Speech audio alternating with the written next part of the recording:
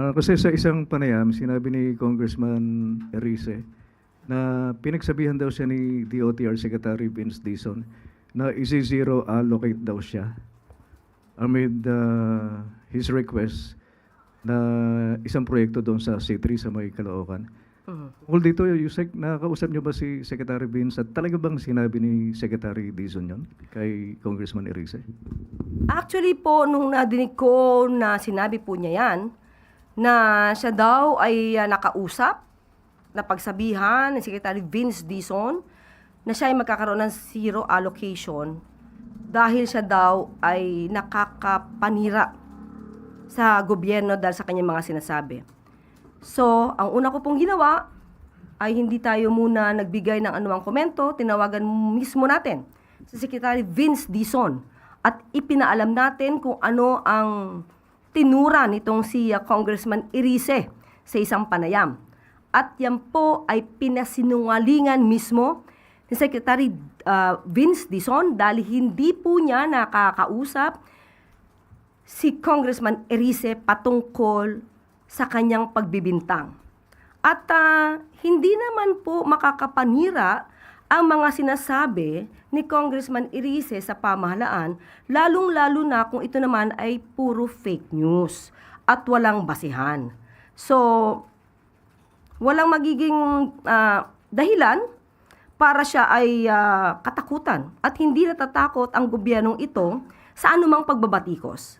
Dahil kung anuman ang mga mensahe ng ating mga kababayan, yan naman po ay tinatanggap at inaalam ng Pangulo para malaman kung ano ang kulang, kung ano ang dapat gawin.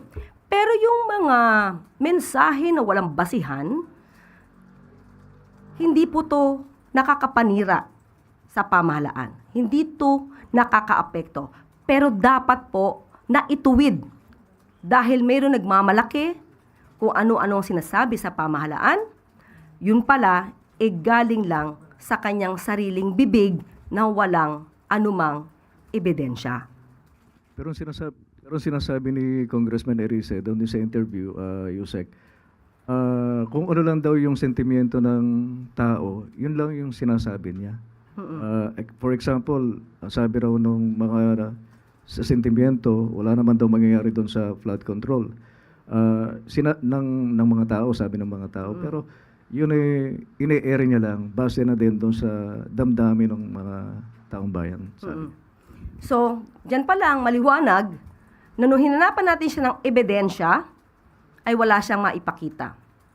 Nung hinanapan natin siya ng ebidensya, maliwanag ang kanyang sinabi sa isang panayam sa channel, sa News 5, na sinabi na laglagan, na hindi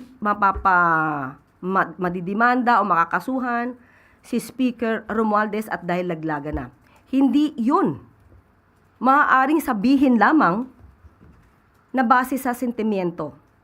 I-level up niya ang sarili niya dahil siya isang congressman.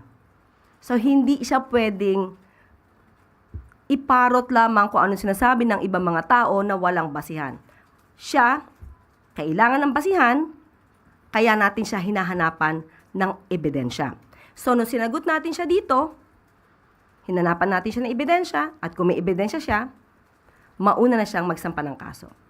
Tayo po ay bumabase mismo kung ano ang ating dala-dalang ebidensya, kung ano ang meron tayo, at hindi po tayo dito pamema lang. So, yun ang pinaka-importante dito, ebidensya.